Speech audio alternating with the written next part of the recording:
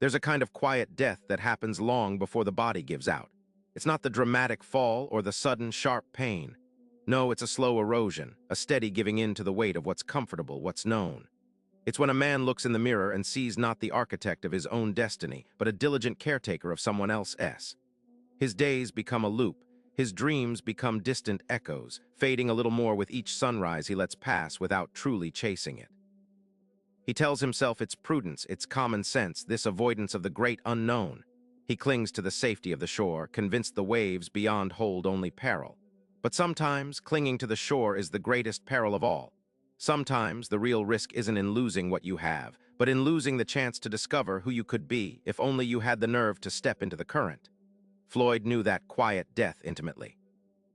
He was 48 years old, though some days the weariness etched into his face made him look older. A man who had seen too many sunrises from the window of a rusty Ford pickup, driving down the same stretch of highway to the same factory gate. Every morning, the ghost of grease and faint metallic rust from the factory floor seemed to cling to his clothes even before he'd pulled them on, an invisible uniform of his routine. A scent he no longer noticed, but that others registered before he even spoke.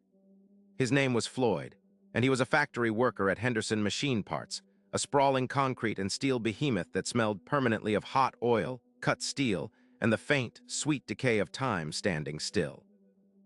A place where the relentless hum of machinery was the constant soundtrack to his existence.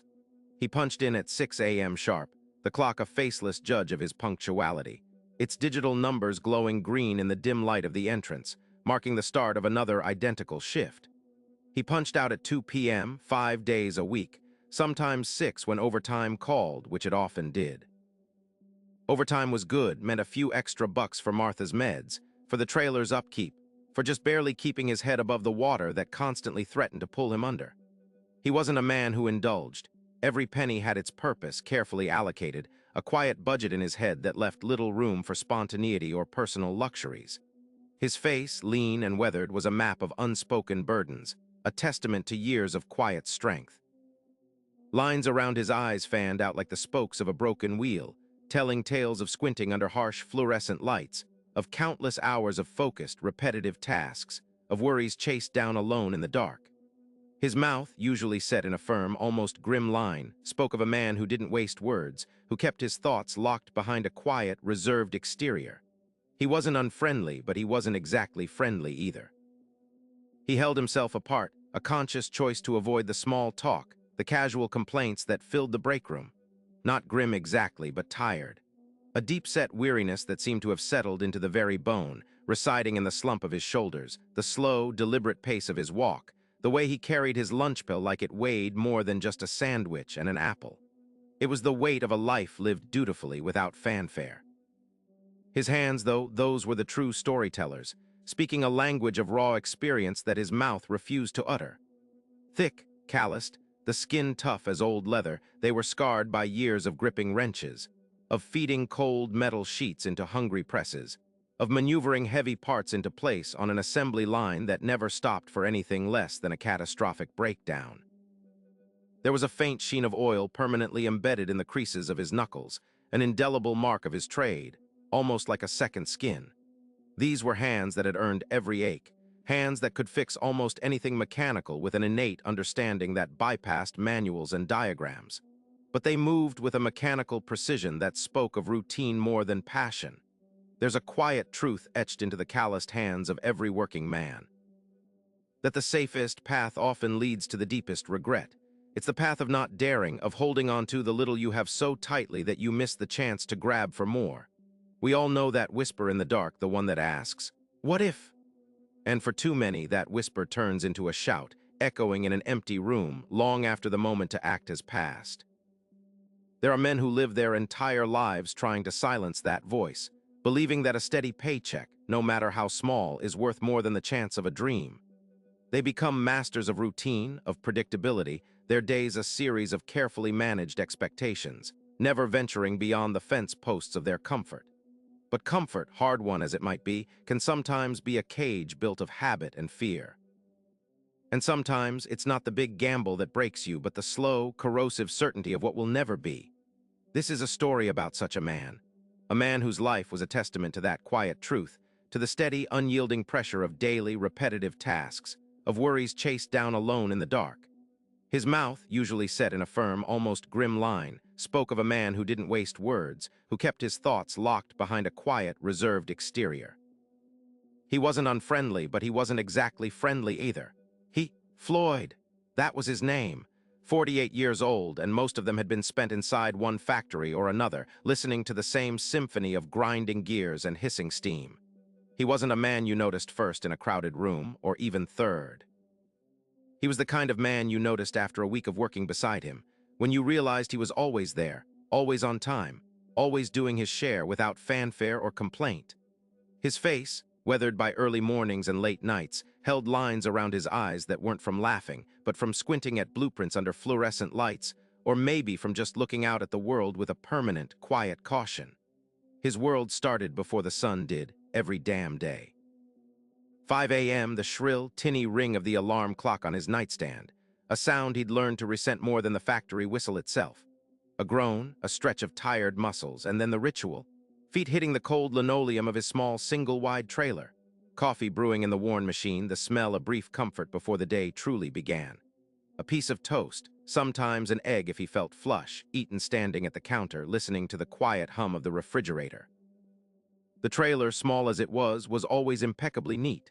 Everything had its place, a small act of defiance against the chaos of the world outside, and maybe the chaos he sometimes felt stirring within.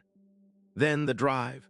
The same route past the same diner with its flickering neon sign, the same gas station, the same stretch of skeletal trees standing sentinel over the industrial outskirts of town. He'd pull into the factory parking lot, the asphalt cracked and patched, his old pickup truck just one more in a sea of identical work vehicles. Punch the clock, walk the floor, operate the machine. The steady rhythm of his station, the clang, the whir, the repetitive motion of his hands, feeding metal into a press, pulling out a finished part over and over. 8 hours a day, 5 days a week, sometimes 6. The kind of work that paid the bills but slowly, surely, siphoned off a little piece of your soul with each repetitive task. And the bills, they were a constant, nagging presence. Not a mountain, not a flood, but a steady drizzle that never let up. The power bill, the water bill, the truck payment, the trailer lot rent. And then Martha. His mother, 72, living just a few miles away, her health not what it used to be. Her medications, the occasional visit from a home health aide, the unexpected repair on her furnace. Floyd never complained, never mentioned it to anyone. It was his responsibility, a quiet duty he bore without question. But it meant that every penny was accounted for, every extra shift was a necessity, every indulgence a luxury he couldn't afford. There was no room for error, no safety net, just the hard, cold calculation of what was due versus what was left. Inside, though, underneath the quiet diligence and the reserved exterior, there was another Floyd. A younger Floyd, full of half-formed ideas and a restless energy. He'd seen things differently, always had. While others just followed the manual, Floyd saw inefficiencies, elegant shortcuts, better ways to make things work.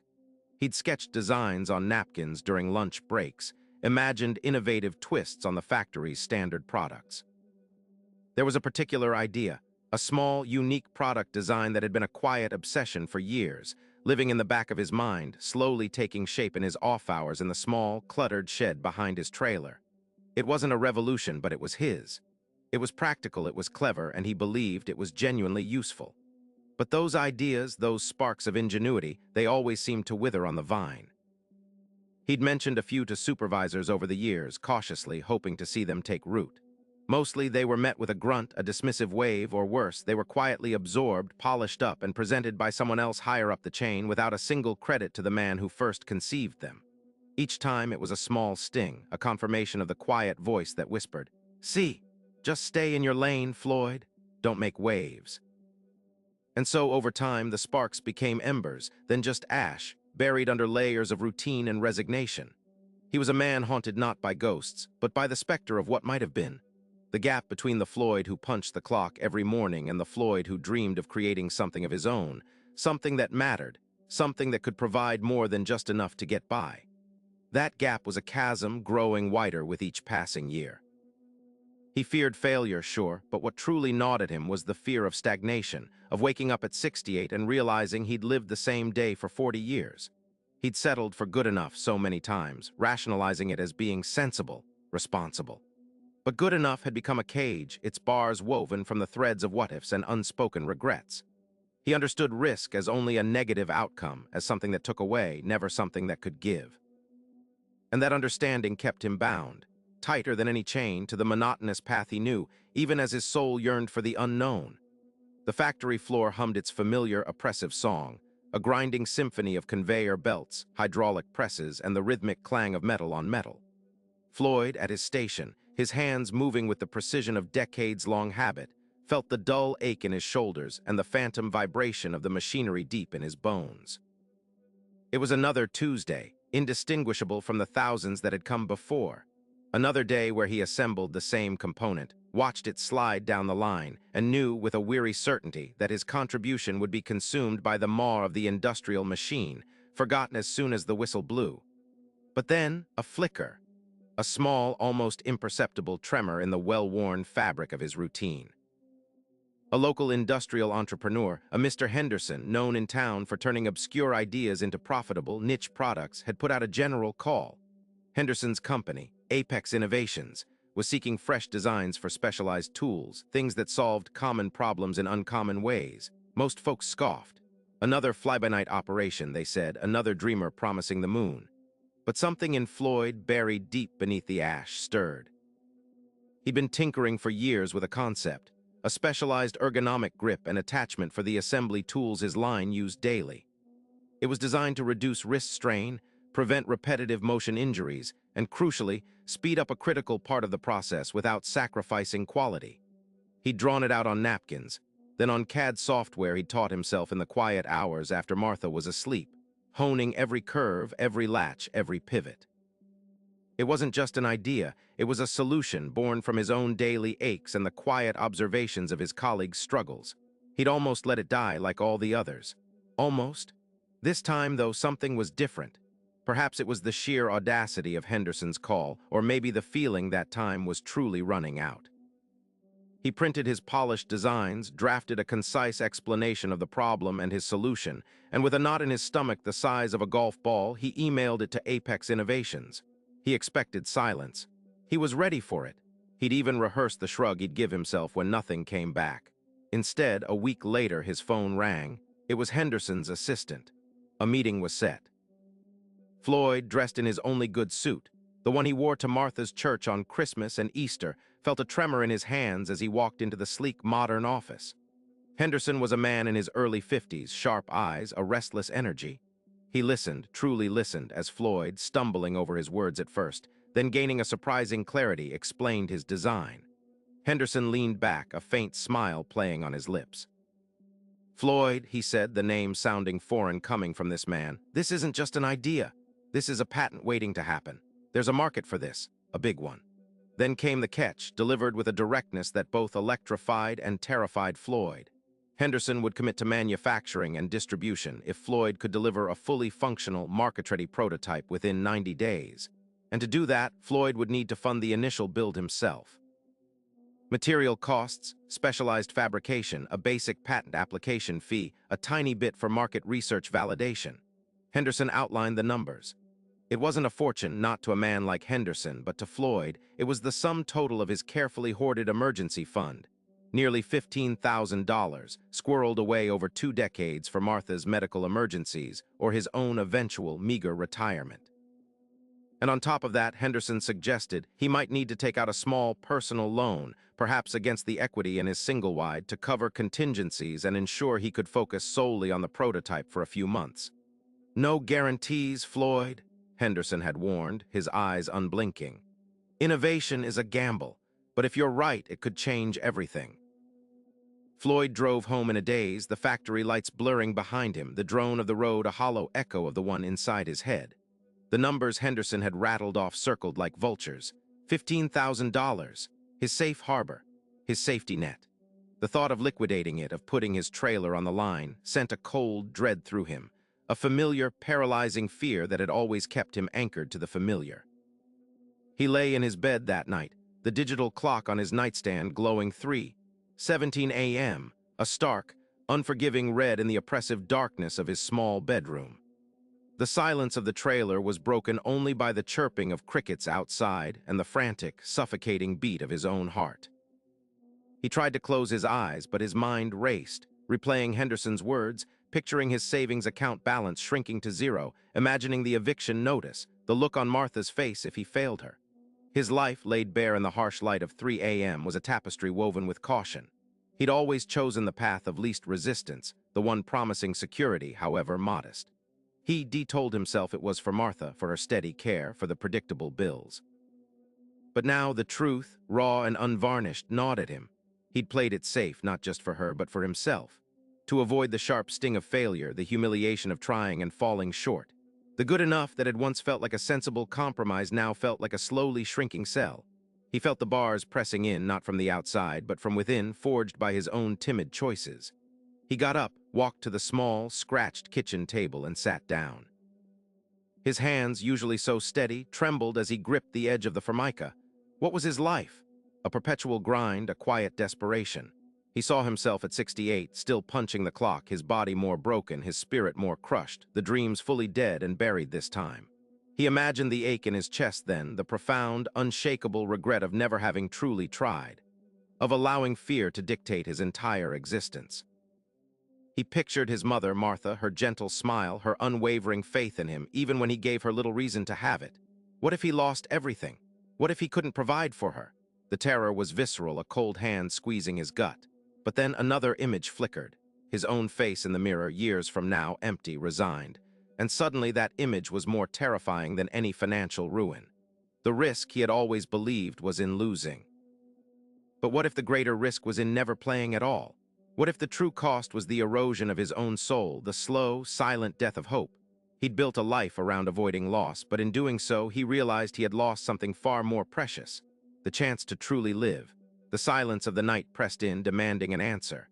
He didn't find an answer that night. Just a deeper unease that burrowed under his skin, a persistent itch he couldn't scratch. The next morning, the factory floor hummed.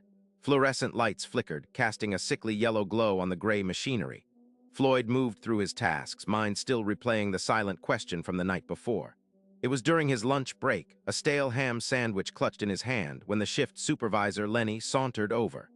Lenny was a good man, if a little too comfortable with the status quo, but he knew Floyd's knack for tinkering. "Heard you got something interesting brewing, Floyd," Lenny said, wiping grease from his brow with a rag. "That little widget you showed old man Peterson last week. Turns out some local hotshot heard about it. Guy named Marcus Thorne. You know him. Owns that outfit, Thorne Innovations." Floyd felt a jolt. Marcus Thorne. Everyone in that industrial town knew Marcus Thorne or knew of him. He was the kind of guy who drove a different fancy car every year, a man who saw opportunity where others saw only scrap metal. He was a gamble, a lightning strike, just as likely to burn out as to ignite. Floyd swallowed the last bite of his dry sandwich. His throat suddenly felt tighter than usual. "Thorne," he managed, the name feeling foreign on his tongue. He knew the name all right, knew the stories. Marcus Thorne didn't just express interest. He either swept you up in his whirlwind or left you in the dust. There was no middle ground with Thorne. Lenny nodded, oblivious to the storm brewing behind Floyd's weary eyes. "Yeah, apparently he saw the sketch, heard about your little proof of concept. Said to tell you to give his office a call if you were serious. Sounds like he wants to see it built, not just on paper." Lenny chuckled, stood up, and patted Floyd on the shoulder. "Good luck with that, old man. Don't let him talk you into selling your soul for a dime." The words hung in the air long after Lenny walked away. Selling your soul for a dime? Or, Floyd thought, selling your soul for a chance. This wasn't just some passing curiosity. This was Marcus Thorne, and he wanted to see it built. The prototype. The thing he'd sketched out 100 times, tweaked 1,000 ways in his head, but never dared bring to life because of the expense, the sheer, audacious gamble of it. That familiar knot tightened in his stomach. It wasn't the ham sandwich. It was the cold, hard fear he'd grown so accustomed to. The fear of losing his meager savings, the trailer, the ability to help Martha. The very things he clung to as proof he hadn't completely wasted his life.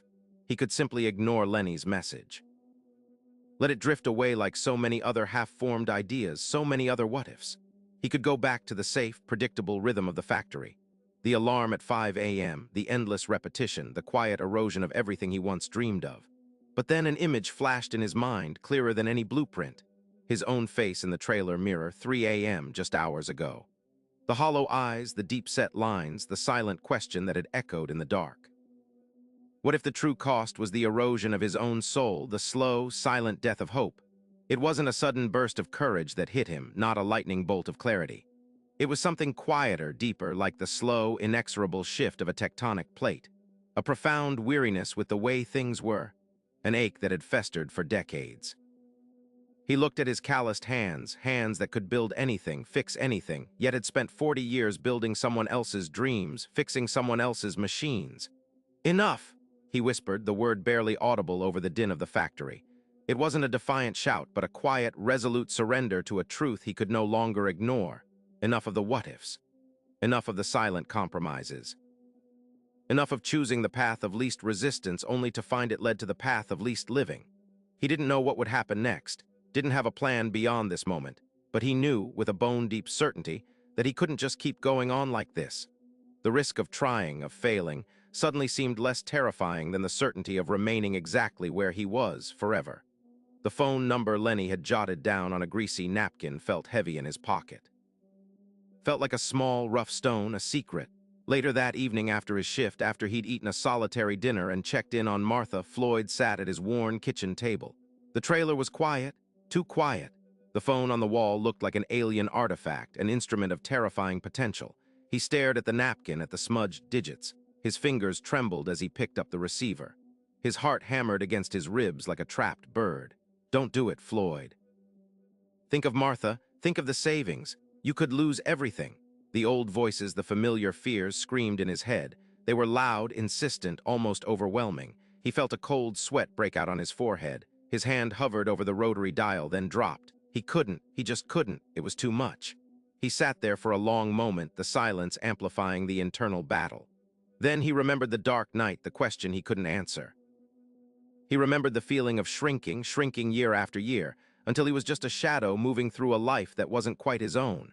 With a grunt that was half prayer, half curse, he picked up the phone again. His hand still shook, but this time he pushed through it. He punched in the numbers, one digit at a time, each press a small, defiant act against a lifetime of caution. It was a cold, pragmatic decision devoid of exhilaration. Just the grim determination of a man who finally understood that sometimes the biggest gamble is not making one at all. The phone rang twice before a crisp, professional voice answered. "Thorn Innovations. This is Sharon. How can I help you?" Floyd cleared his throat, his voice coming out raspy. "Yes, my name's Floyd Miller. I was told to call about a product design." He felt utterly ridiculous, a factory hand calling a place called Thorn Innovations. "Ah, Mr. Miller, Marcus has been expecting your call," Sharon replied, a hint of amusement in her voice. "He's in a meeting, but I can schedule you for tomorrow morning, say 9 o'clock. Tomorrow, 9 o'clock, it was happening." He hung up the phone, his hand still tingling. The fear hadn't vanished, but it had changed.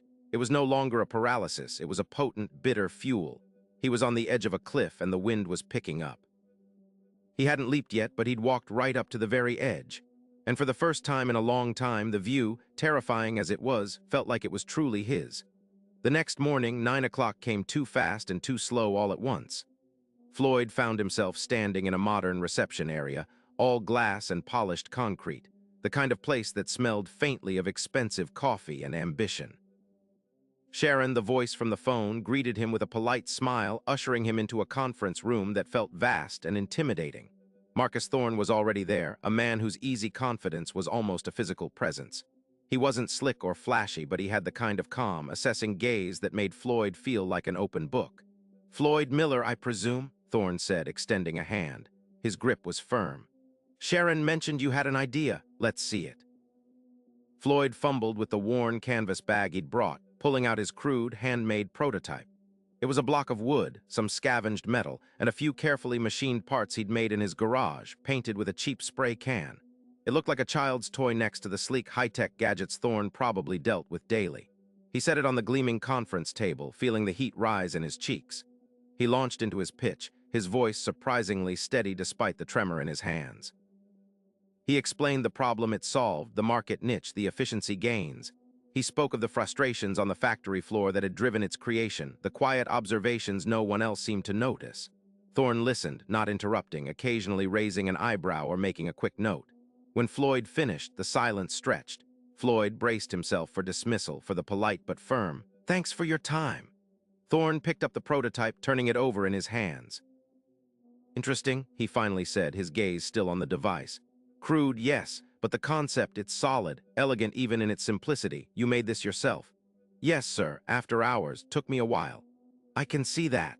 Thorne looked up, meeting Floyd's eyes. "This isn't ready for market, not even close. We'd need proper CAD drawings, engineering specs, a functioning, production-ready prototype, market analysis, IP protection, the works.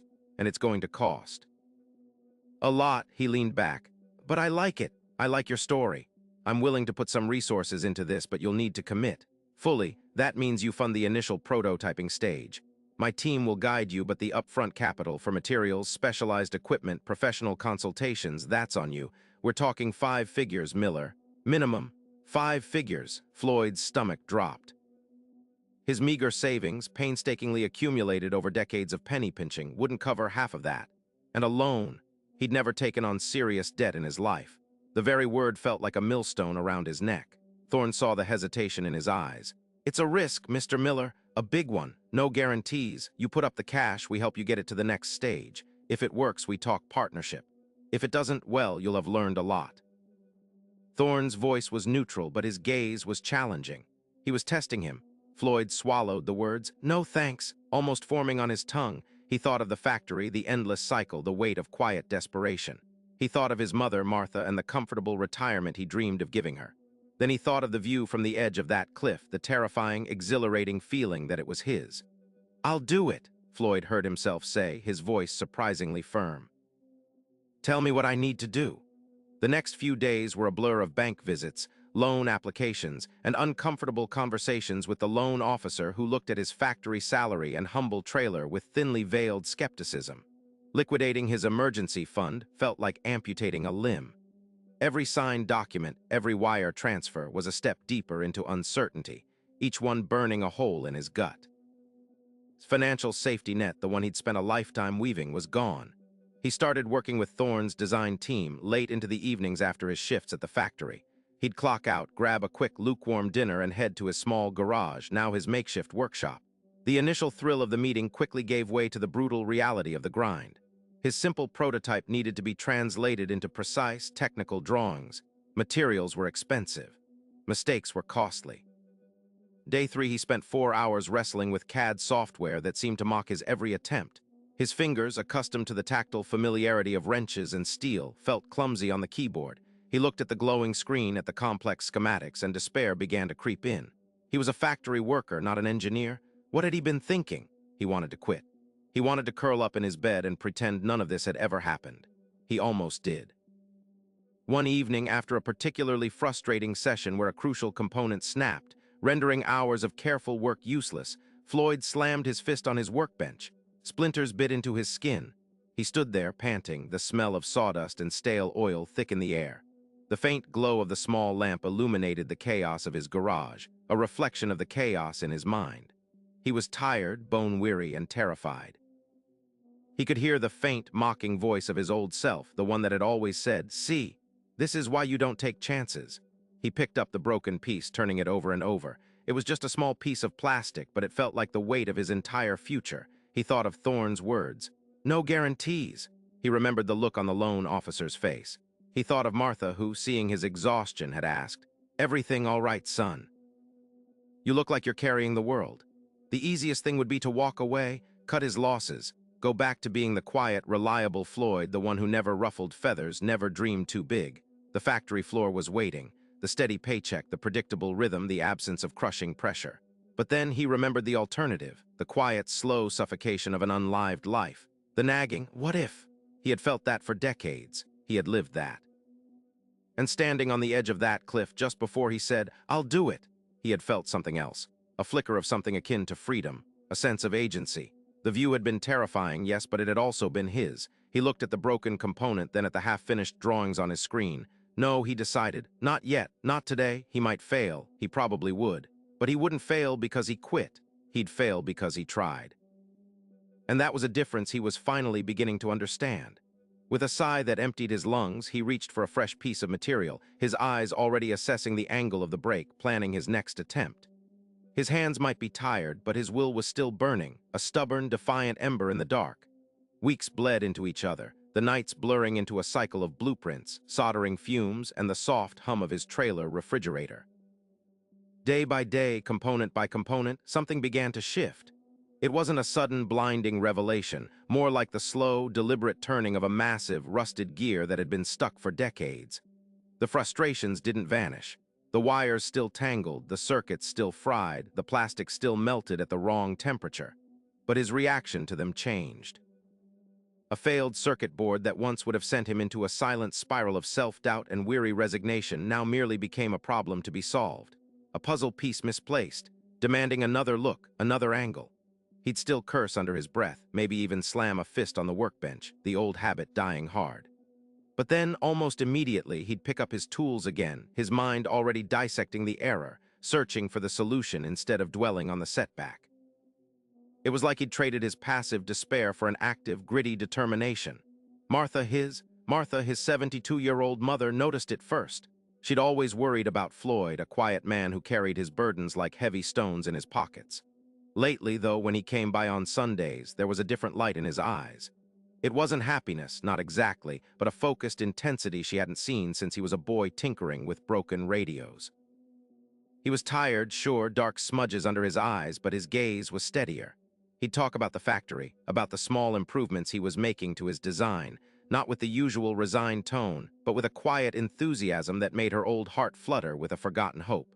At the factory, the changes were subtler, but they were there. Floyd still worked his shift, still moved through the familiar grind, but he moved with a new purpose. He wasn't just watching the clock. He was observing the machinery with a different eye, his mind clearly somewhere else, still dissecting problems, still building in his head. He started taking his lunch breaks alone, not because he was avoiding people, but because he was sketching, making notes in a worn notebook. Little things. He used to slouch, a weariness in his posture that spoke of years under fluorescent lights.